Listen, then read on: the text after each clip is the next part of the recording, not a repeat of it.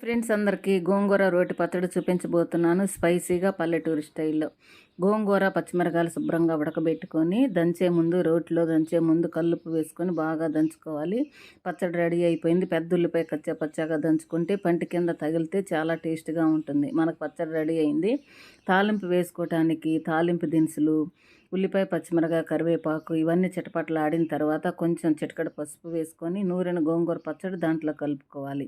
కలిపిన తర్వాత దించే ముందు ఇంకొంచెం గార్నిష్ కోసం కొత్తిమీర చల్లుకుంటే చాలా టేస్ట్గా ఉంటుంది. ఇప్పుడు వేడివేడిగా బ్రౌన్ రైస్ రెడీ అయిపోయింది. దాంట్లో కాంబినేషన్ ఆమ్లెట్ రెడీ చేస్తున్నాను. ఆమ్లెట్ కూడా రెడీ అయిపోయిందండి. ఇప్పుడు వేడి బ్రౌన్ రైస్లో గోంగూర రోటి పచ్చడి కాంబినేషన్ ఆమ్లెట్ వేసుకొని తింటే ఉంటుంది కదా, ఆ మధ్యాహ్నం వేరబ్బా. నిద్రలో కూడా లేచి అడిగే విధంగా ఈ పచ్చడి మళ్ళా తినాలనిపిస్తుంది కదా. వీడియో నచ్చింది అనుకుంటున్నాను. ప్లీజ్ లైక్, షేర్, సబ్స్క్రైబ్ అండి. Thank you for watching. కోటి విద్యలు